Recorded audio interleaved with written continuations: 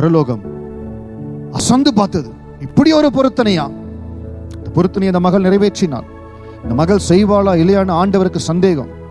நான் ஆபிரகாம் இடத்துல பேசி அவருடைய மகன் ஈசாக்கை எனக்கு பலியிட சொன்னேன். ஆனால் இவளுக்கு நான் இன்னும் பிள்ளைய கொடுக்கல. நீங்கள் எனக்கு ஒரு மகனை கொடுத்தால் அந்த பிள்ளைய உங்களுக்கு ஆயுசு நாள் வரை கொடுப்பேன்னு சொல்றாலே, இவள் கொடுப்பாளா என்று சொல்லி ஆண்டவர் அந்த மகளை டெஸ்ட் பண்ணி பார்த்தார். வெட்கத்துக்கு பதிலாக இரட்டத்தனையாய் பலன் வந்தது. எப்படி வந்தது? முதலாவது கர்த்தருடைய சமூகத்தில் இருதயத்தை ஊற்றினால், தன்னால் இயன்ற ஒரு பொருத்தனையை செய்தால்.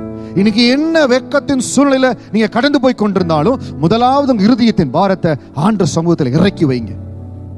உங்க சக்திக்கு, உங்க பலத்துக்கு முடிந்த ஒரு பொருத்தனையை தேவ சமூகத்தில் செஞ்சு பாருங்க.